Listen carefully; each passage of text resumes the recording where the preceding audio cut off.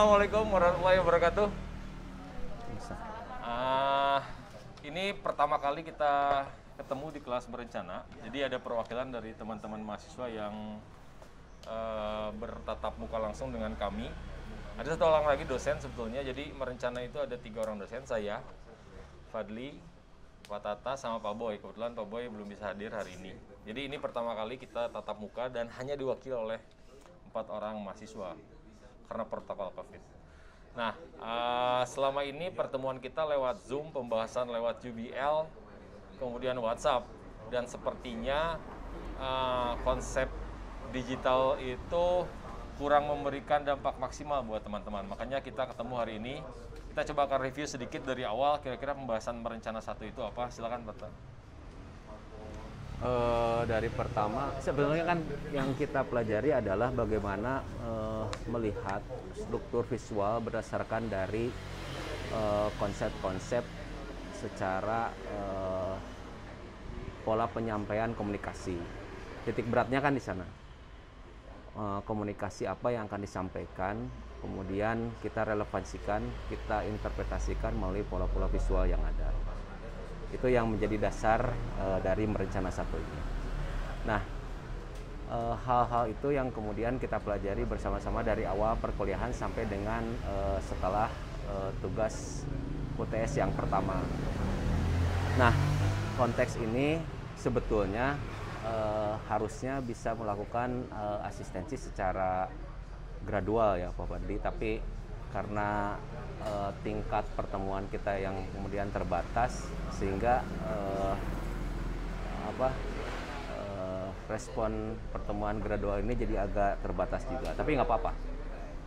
Kita bisa melihat dari berbagai macam cara bagaimana kita tetap bisa mengakomodir dari beban perkuliahan ini. Itu yang ingin saya sampaikan pertama. Terus yang kedua adalah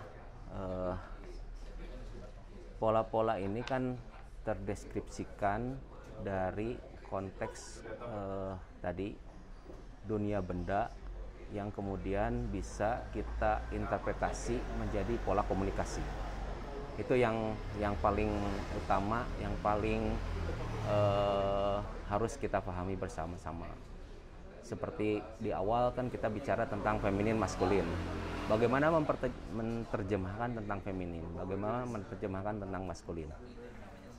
Benda-benda apa yang kemudian mengarahkan asosiasi kita terhadap konteks feminitas atau tentang feminin. Bagaimana asosiasi pengetahuan kita mengarah pada konteks tentang maskulin. Itu yang kemudian diidentifikasi bersama-sama.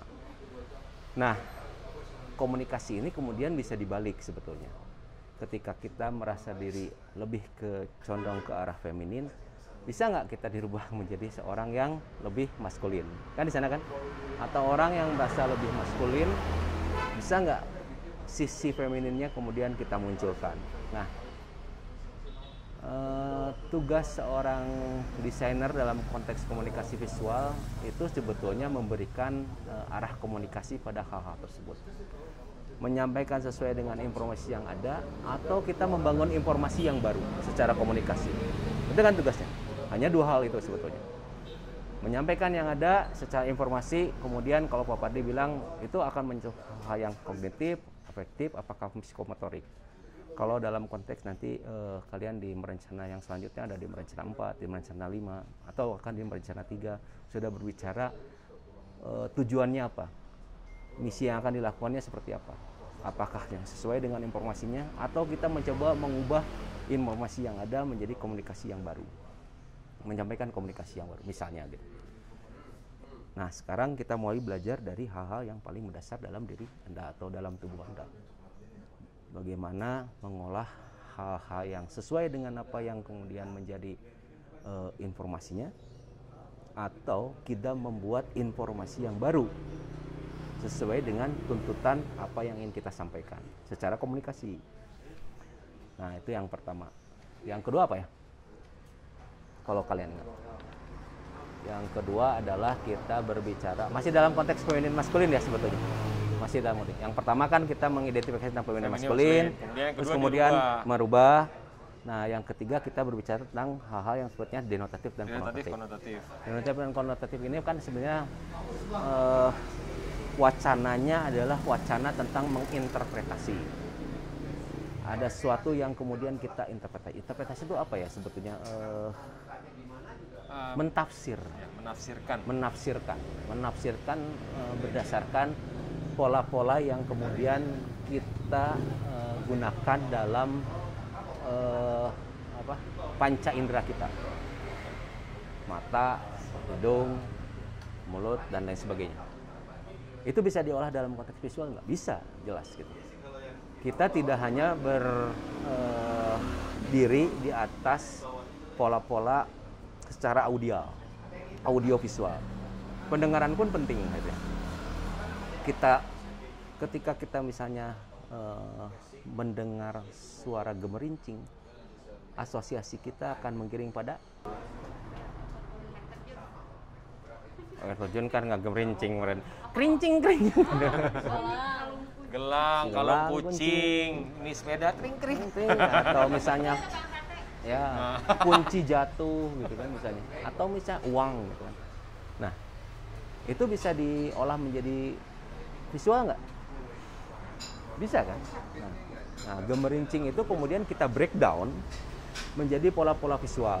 Saya review lagi. Jadi merencana 1 itu kita sebetulnya punya objektif, tujuannya apa? Adalah literasi visual, pemahaman visual. Jadi kalian mempunyai pemahaman tentang gambar. Ini kan rujukan kita kan ada dari gambar seni rupa, gambar bentuk dan lain-lain. Nah, kita akan mulai dari hal-hal yang paling dekat dengan kita. Bicara tentang asosiasi, konotasi, denotasi, dan lain-lain, kan itu adalah salah satu cara menyampaikan. Bagaimana visual menyampaikan sesuatu. Kalau bicara asosiasi, perumpamaan misalkan, kalau bicara denotasi itu makna sebenarnya atau yang disepakati, konotasi makna kedua yang bisa dibilang ke arah makna negatif atau makna yang bukan sebenarnya. Tapi prinsipnya adalah kita bisa memahami literasi visual, bahwa otak kiri dan kanan kita sudah mulai difungsikan sekarang, ya, nggak hanya berpikir bagaimana membuat gambar yang sebenarnya, bagaimana membuat gambar yang memang seperti bentuk aslinya, tapi gambar itu bisa bercerita. Nah, itulah tujuan di merencana 1. Dulu awalnya kita bicara tentang 101 visual, bagaimana kalian bisa memvisualisasikan satu buah objek dalam bentuk 100 karya desain. Padahal itu harus diawali namanya dengan elemen desain. Kemarin kita sudah sempat bahas ya, dari mulai titik, garis, bentuk, volume, ruang, tekstur, dan lain-lain. Nah, itu adalah poin-poin yang akan kita aplikasikan di merencana 1. Kita belum sampai sana sebetulnya. Kalau bicara tekstur, kalian sudah belajar gambar bentuk dan lain. Tapi dimulai dari titik. Kita juga tidak memulai dengan titik. Jadi kita langsung ke garis. Garis kemarin ya. Kalau sebelum-sebelumnya kita selalu mulai dengan itu. Ketika kita menggambarkan objek, gambarkan dalam bentuk titik, garis, dan lain-lain. Akhirnya jadi ruang, diberi arsir, dan lain-lain. Tapi pemahaman itu memang harus kalian pahami dulu. Kita sempat kasih materi di UBL tentang elemen plus prinsip dasarnya. Bagaimana itu harmoni, balance, keseimbangan misalkan, harus harmoni, ada empasis, penekanan, dan lain-lain. Nah, poin-poin itu akhirnya diaplikasikan ke dalam tugas. Yang jadi masalah, kita kan nggak ketemu, kita cuma ngasih, tiba-tiba kalian buat. Nah, itu yang jadi memang nge-lag itu tuh. Kami pun sama gitu, apalagi kalian gitu, pasti nge-lag. Itu benar tuh Pak gitu. Masalahnya bukan benar atau salah gitu. Ini tepat atau tidak tepat gitu. Kalau ngegambar semuanya benar pastilah. Ya mah coet, orang udah tahu nih coet. Tapi apakah coet ini yang kita maksud gitu? Orang menggambar tahu ini power bank gitu. Tapi apakah power bank ini yang memang kita harapkan untuk digambar gitu? Tugas yang pertama kan Pak Tata sempat menjelaskan sebelum maksud denotatif konotatif ya. Bagaimana kalian coba mencari bentuk-bentuk atau objek-objek yang ada di sekitar kalian yang sesuai dengan sifat ya, feminim dan maskulin. Misalkan gitu. Kita cenderung menginterpretasi bahwa feminim itu harus kuat, tegas gitu ya. Garisnya harus tegas ya kan. Tebal, terus arsirnya harus kuat dibandingkan dengan feminim. Oh, yang lebih dinamis nih. Misalkan gitu. Itu tidak salah. Memang begitu awalnya. Setelah kalian sudah memahami itu, dengan sedikit kalian tuh punya referensi di gambar-gambar sebelumnya di semester 1 dan 2. Kemudian aplikasikan ke dalam merencana 1 sehingga gambar ini bisa berbicara. Kalau misalkan kami menilai ini feminim apa maskulin, coba kalian harusnya sudah bisa menilai dengan diri sendiri. Tidak hanya bicara statis sama dinamis ya. Statis, dinamis, lengkung, garis lurus gitu, tajam, ini tumpul, itu kan sederhana dan kalian sudah bisa menilai itu. Tinggal cari objek, kemudian objek itu kalian gambarkan ulang sesuai dengan pemahaman yang kita maksud di merencana 1. Ini udah jelas orang akan sepakat ini dengan maskulin. Kotak, tapi sebetulnya ini tempat perhiasan loh. Misalkan, ini tuh feminim. Nah, itu yang harapan Pak Tata memang sebetulnya. Yang si feminim tadi coba dirubah sekarang menjadi maskulin. Mungkin ini salah satu tahapan pencapaiannya. Orang udah sepakat gambarnya tempat perhiasan atau tempat make up, tapi kamu gambar dengan sesuatu yang tegas-tegas gitu. Itu jadinya maskulin. Ya. Itu yang diharapkan perubahan. Itu tugas yang kedua. Nah, ketika tugas kedua ya. Nah, tugas yang ketiga itu sekarang kita bicara tentang sifat ini modern dan tradisional gitu ya, yang ada di sekitar kita aja. Sebetulnya seolah-olah sederhana, Pak, naon sih tugasnya kia-kia hungkul gitu. Nanti makanya ini akan kepakai di berencana 2, 3, 4, dan 5 bahwa semua yang kamu gambar itu harus memberikan pesan. Nanti kalian udah tahu dong kalau misalkan Sri Pohaci itu kan bedak tradisional. Bagaimana konsep tradisional itu harus dimunculkan ketika kalian harus mendesain kemasannya, ketika harus mendesain objeknya bahkan. Nah, dari situ karena kalian sudah pernah belajar tentang tradisional sama modern, kalian sudah mulai peka tentang itu. Itu harapan kami sebetulnya. Ketika lanjut ke jenjang selanjutnya, kalian sudah memahami hal-hal sederhana. Dulu itu tugas kita banyak dulu ya. Yeah. Kuat, panas, dingin. Dulu ada tuh tugasnya. Nggak hanya modern, tradisional, feminim, maskulin, panas, dingin, terus besar, kecil, kokoh atau lemah, dan lain-lain. Tapi minimal dengan tiga contoh itu, harapan kami adalah kalian sudah mulai merasakan. Gak harus sekedar gambarnya bagus. Kan Bu Ning juga bilang kan, kalau gambar sesuatu ya harus dirasakan kan. Menggambar tuh nggak hanya sekedar ngegambar jadi bagus gitu. Nah, sekarang mulai direalisasikan di rencana 1. Selanjutnya kita masuk di notatif konotatif. Kemarin itu masih ke tugas UTS nggak sih? Enggak. Itu sebelumnya ya, itu ada makna denotatif konotatif. Kita udah ngasih tugas nggak di makna denotatif konotatif? Belum. Baru mendeskripsikan. Hanya deskripsikan. Nah, nanti tapi karena udah kelewatnya, akhirnya kita masuk tugas UTS kan. Setelah itu kan malah tugas UTS, dan UTS itu yang deskripsi ya? Iya. UTS itu yang kemarin deskripsi, yang saya lihat memang masih dalam pemahaman subjektif gitu. Bahwa kalian tuh hanya menceritakan, kan berdasarkan elemen desain ya, titik, garis, dan lain-lain gitu ya. Tapi kalian hanya menceritakan pemahaman, nggak salah betul. Karena memang komunikasi yang terbatas gitu. Tapi itu sudah kita nilai, tapi minimal tugas yang diberikan Pak Tata atau kami dalam UBL itu berharap kalian mulai bisa bermain dengan verbalnya Pak Tata ya. Sebelum kita masuk visual. Di awal visual, terus ngegambar, terus sekarang hubungkan dengan verbal gitu. Bagaimana kalian mendeskripsikan sesuatu yang biasanya kalian gambarkan, sekarang kalian tuliskan. Tapi yang jadi masalah, kemarin itu tadi masih subjektif. Hanya sekedar apa yang saya tahu aja. Nggak salah.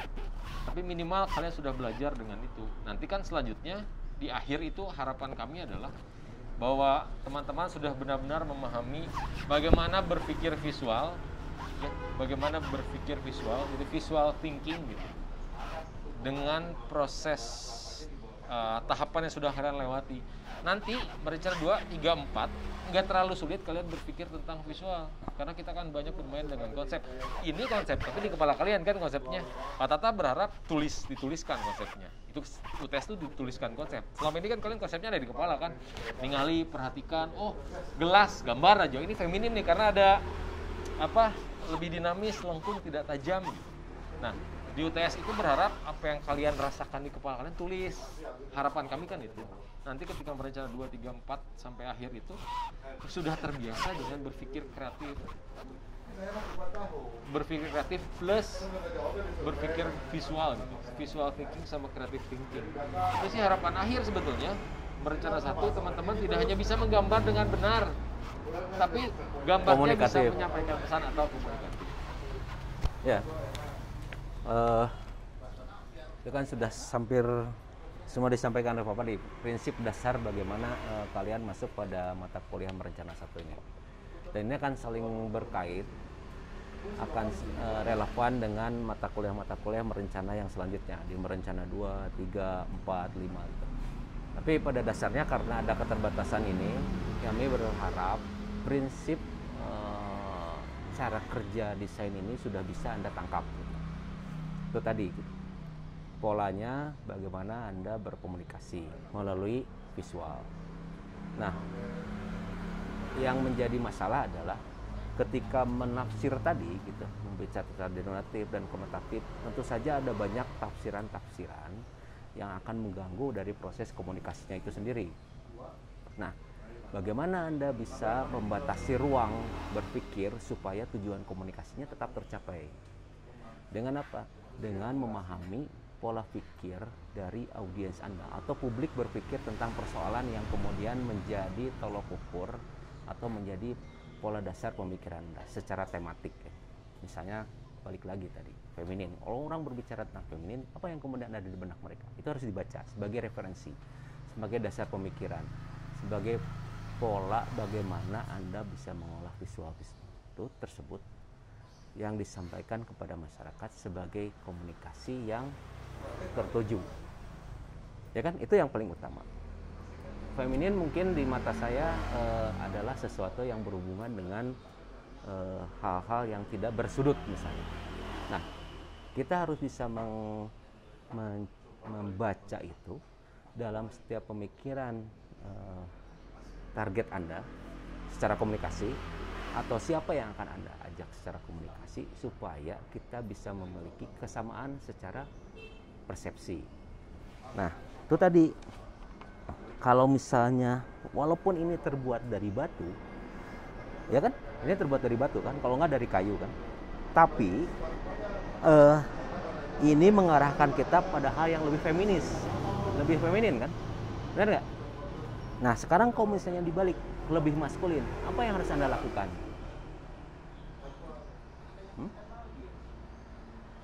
Apa yang harus Anda lakukan? Kira-kira di benak Anda apa yang harus? Ini kan feminim nih. Ini kan feminim. Tiba-tiba diminta untuk jadi maskulin, diapain? Apain, Bro? Oke, satu. Bersudut. Kedalaman bisa dirubah nggak? Bisa. 2. Yang ketiga? Yang lain? Diapain lagi kira-kira? Yang kepikiran apa? Kalau ini berubah jadi maskulin? Jadi lebih kaku. Digimanain Gimanain, maksudnya? Pak? Diapain? Tadi kan Diubah bentuknya dirubah menjadi bersudut. bentuknya sinkretnya panjang. Ukurannya. Itu masih feminin. Ya kan? Nah, 3 hal tersebut atau hal-hal yang sudah kemudian Anda sampaikan sebenarnya terakumulasi dalam sebuah pola yang namanya deformasi. Ya, tadi Deformasi kan? dirubah, Merubah ya. bentuk, menstilisasi, menyederhanakan, dan lain sebagainya. Itu adalah pola-pola secara visual yang bisa merubah bentuk itu menjadi asosiasi tertentu. Ngerti nggak? Arsirnya kalian tebalkan. Arsirnya bisa tebalkan, bisa nggak? Bisa. Kan? Cara pengambilan gambarnya, sudut pandangnya, dari atas, dari tengah, dari bawah, itu kan mempunyai mana-mana tertentu secara denotatif ataupun konotatif yang mengarahkan pada sebuah persepsi tentang bentuk yang menggiring kita pada komunikasi yang sama. Nanti nggak? Tujuan akhirnya gitu. Tujuan akhirnya kan itu. Komunikasinya harus sama. Komunikasinya kan harus sama karena kita berbicara dalam konteks komunikasi visual. Berarti mengkomunikasikan secara visual sesuai dengan apa yang akan kita komunikasikan. Itu prinsip dasarnya. Maknanya bisa berbagai macam, tapi dengan cara menggiring persepsi masyarakat atau persepsi dari target Anda secara komunikasi dengan pola-pola tertentu, teknikal kan?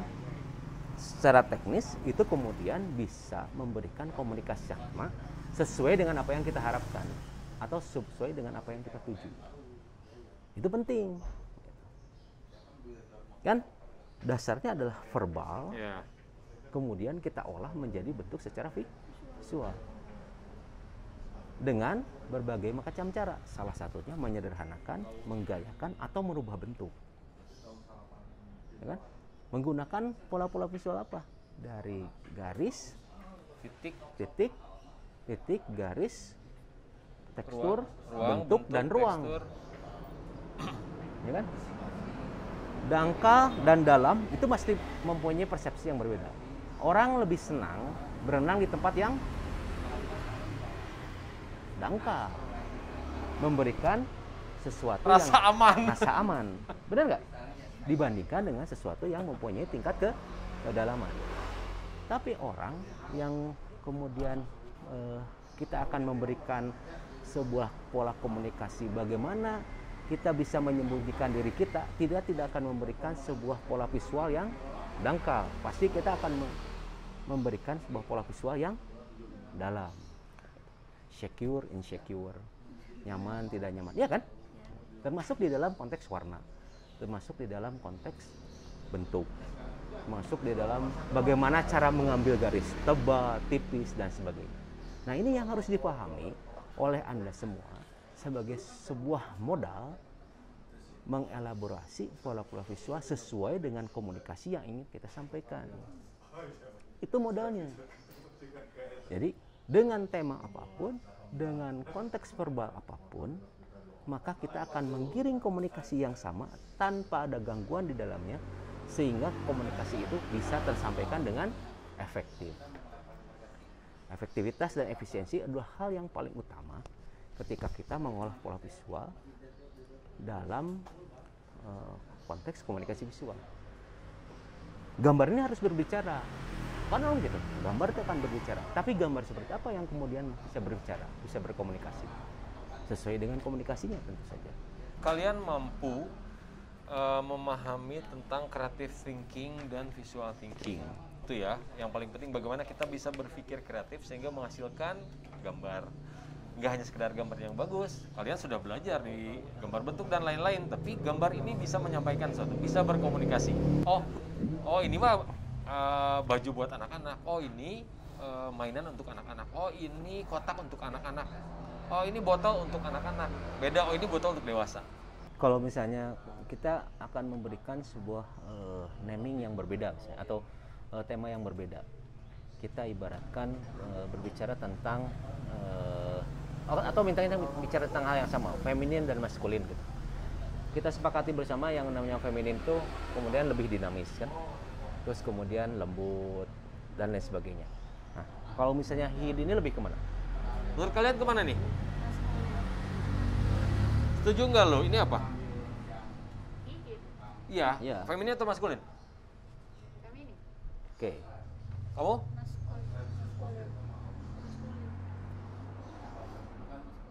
Kalian. Kalian. Kenapa feminin? Nggak kipas masak. As a function, tapi as a visual, sebagai gambar. Gambar. Dalam konteks gambar ini, maskulin atau feminim? Boleh. Kalau kita kaitkan dengan secara fungsi untuk Kipas. mengipas, siapa yang bisa menggunakan kipas? Kebiasaan. Biasanya, Ibu-ibu, ibu-ibu, ibu, tukang sate, Tukang sate. laki-laki bahkan kalau tukang laki-laki. sate. Bagaimana mereka bergerak? Yakin cuma begini? Atau ada irama tertentu yang mereka lakukan? Tentukan feminin maskulin bukan hanya persoalan bagaimana memahami sebuah bentuk, Iya. tapi ada sesuatu yang berhubungan dengan perilaku secara sosial, sejarah, dan lain sebagainya, sehingga benda tersebut terbuat. Ini kan berhubungan dengan benda. Benda ini adalah artefak. Artefak ini adalah sesuatu yang dibuat manusia dan kemudian berhubungan dengan budayanya itu sendiri. Nah, referensi kalian harus bisa mengarah ke sana. Ya. Tidak juga misalnya kita memaksa Anda untuk membaca tentang persoalan budaya, tidak. Tapi baca secara logika. Selalu mengkaitkan satu bentuk visual dengan kehidupan manusianya itu sendiri. Ya kan? Tukang sate laki-laki. Tapi kalau misalnya secara sejarah, secara budaya, siapa yang lebih sering menggunakan hihit? Ya. Perempuan, ibu-ibu. Jadi kecenderungan hihit adalah yang berhubungan dengan feminin. Feminin. Nah, sekarang secara visual sudah Anda terjemahkan. Kalau misalnya kita sepakat bahwa yang berhubungan dengan feminin itu dinamis, kemudian lembut dan sebagainya. Ini teh hihit apa temuk gitu. Kamu tuh nulis, lihat. Untuk mengakel sangu. Bapana. Ada sih. Nah, ini kan ada, nggak salah. Nah, ini kan berhubungan dengan pola-pola visual. Ya kan? Ngerti nggak nih? Sebentar. Ngerti nggak? Ya. Itu yang dimaksud Pak Tata. Selama ini kita bicara visual feminin, maskulin, coba rubah. Ini bukti gitu. Oke lah. Ini masalahnya karena kita nggak ketemu. Nah, sekarang diperjelaskan. Teman-teman bisa nangkap nggak sebetulnya sekarang? Nggak hanya sekedar fungsi kalian lihat sekarang. Kamu lihat cerita, lihat kondisinya, siapa yang pakai, cerita di belakangnya gimana. Nah, itu kalian bisa terjemahkan ke dalam bentuk feminimnya misalkan. Hihit yang feminim itu kayak gimana? Karena lihat dari fungsi, sejarah, asal mula, siapa yang pakai dan lain-lain. Kalau bentuk sekarang gini sih, oh iya mah lelaki pisan gitu ya. Kalian akan sepakat dengan lelaki. Kenapa dia tiba-tiba ngomongin cewek? Mungkin dilihat ada sisi lain yang dia perhatikan. Sehingga sebenarnya fungsinya jadi perempuan. Ini dirubah jadi fungsi feminim. Idealnya gitu. Bukan. Yang kamu tahu ini apa maskulin, rubahlah jadi feminim. Sebenarnya di sini orang Sunda. Orang Sunda sebenarnya. Orang Sunda semua. Pacul kan, tahu pacul, doran, pacul. Itu kan kalau misalnya secara bentuk dia lebih ke Cewek. feminin. Pacul tahu? Iya. Kan Tapi itunya asosiasi kita mengarah pada apa? maskulin kan? Maskulin. Udah bapana nu make, Make. mau mungkin indungna nu make. Ngerti nggak? Kan yang terakhir tugas itu ada yang disuruh buat Deskripsi ya? ya deskripsi barang. Ya. Itu kalau itu untuk apa? Ini terlambat sebetulnya, tapi nggak apa-apa lah. Gini, kan kita bicara literasi visual. Yang biasanya proses dari awal tuh kita selalu gambar. Deskripsinya ada di kepala. Nah, sekarang kita balik. Yang biasa kamu gambar, sekarang kamu tuliskan. 5 benda itu kamu tuliskan gitu, tapi based on elemen dasar desain, ya kan, yang titik, garis itu kan. Jadi bagaimana kalian mendeskripsikan sebuah objek berdasarkan pemahaman atau referensinya sudah kalian ada dalam bentuk visual, tapi kamu tuliskan sekarang. Biasanya kan kamu gambar semua ya, feminin, maskulin, gambar. Dibalik, feminin maskulinnya digambar. Kemudian feminin jadi maskulin jadi feminin. Nggak ditulis kan, tapi digambar. Modern, tradisional, lihat objeknya kamu gambar. Iya kan? Padahal sih kami yakin ada di kepala kalian deskripsi itu. Nah, sekarang tinggal dibalik. Yang kamu lihat sekarang kamu tuliskan. Kamu menjabarkan apa yang kamu lihat. Ya. Paham nggak? Kamu menjabarkan apa yang kamu lihat. Jadi kami sudah baca, nggak salah. Mendeskripsikan nggak? itu kan menggambarkan dengan kata-kata sebetulnya. Kalian Nggak? menuliskan aja, sok we bebas ya, mah. Silahkan kalian tuliskan gitu. Ini metode yang kami dapat dari Pak Hawe, bahwa sesuatu deskripsikan dulu. Contoh, kamu coba deskripsikan sepatu ini. Hanya mendeskripsikan ya, warnanya putih. Terus apa lagi? Tali. Tali. Terus soal berwarna Ya, Solnya bagaimana? Terbuat dari apa? terbuat dari Hah? Karet.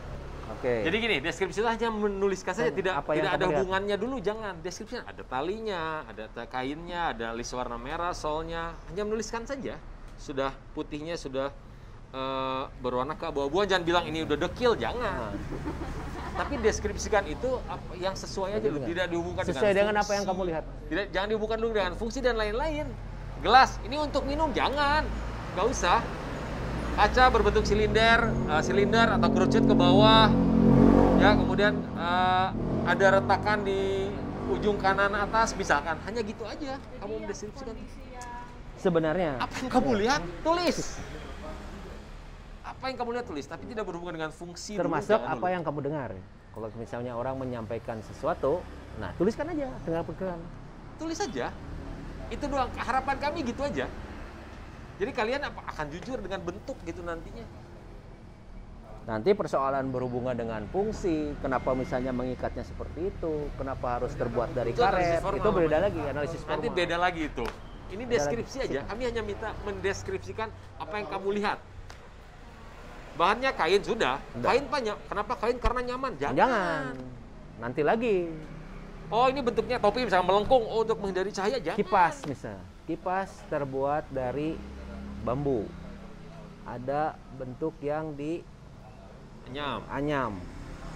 Pegangannya terbuat dari kayu yang Diikat diikat oleh apa? Itu aja benang plastik. deskripsikan. Gitu aja Ya. udah. Nah, fungsi enggak. Enggak. Nanti Relasi misalnya satu sama lain enggak. enggak. Tulis apa yang kamu lihat, selesai. Tapi detail, dan orang ketika membaca tulisan kamu tahu, oh lu lagi ngomongin bola glitter. Oh, kamu sedang membicarakan meja dari kayu. Itu aja. Sehingga orang bisa membaca, berkomunikasi atau membaca komunikasi Anda bahwa itu adalah benda tertentu. Dan Yang- sama gitu iya, orang sama. nerimanya. Frekuensinya sama. Oh, itu teh sepatu. Nah, gitu. Deskripsi. Oh, ini tuh sapu Oh, ijuk, gitu. gitu lah. Oh, itu teh kursi. Udah gitu aja sebetulnya, harapannya gitu. Jadi jangan cuma sedikit, subjektif ya. Kemarin masih subjektif rata-rata. Ya. Tapi nggak apa-apa, nggak salah. Kurang tepat aja. Deskripsikan belum terlalu sampai berani dengan lepas. sedetil-detilnya supaya nanti kalian punya nafas untuk menganalisis secara formal. Tadi berhubungan dengan apa? Dengan nyaman dan sebagainya. Nanti ada hubungan dengan perenungan, ada relasi sosial dan sebagainya. Nanti tapi gitu. Nanti kita yang minta mah deskripsinya aja. Apa yang kamu lihat? Apa yang kamu baca dari apa yang kamu lihat itu yang kemudian Tapi digambar- kamu jangan sebut disampaikan. barangnya apa, nggak usah. Kecuali memang judul lah, judulnya misalkan ya. Kan kalau mau tata rucingan mah, kalau bicara sendal, sendal gunung mah sendal Padiki sama-sama sendal kok. Tapi akan beda, oh, itu pas sendal capit pak, ini sendal gunung. Bagaimana orang bisa mengetahui dengan deskripsi kamu? Harusnya bisa loh, harusnya bisa. Ya. Tapi tidak berhubungan dengan fungsi. Ini biasa dipakai naik gunung, biasa ke pantai. Itu beda lagi. Nanti itu mah. Oke. Rumah besarnya dulu yang kemudian kalian bicara. Itu yang tugas terakhir tuh gitu dulu. Ada lagi? Kita close dulu ya. Nanti kita lanjutkan ya. Oke. Oke, terima kasih teman-teman. Terima kasih Pak Tata. Sesi ini kita cukupkan dulu. Mudah-mudahan kita lanjut untuk sesi-sesi selanjutnya. Tapi Ya. tidak menutup kemungkinan kita bisa diskusi di ruang yang lain ya. Manfaatkan itu karena kami tidak menutup pintu untuk tetap diskusi. Terima kasih. Sampai ketemu minggu depan. Assalamualaikum warahmatullahi wabarakatuh.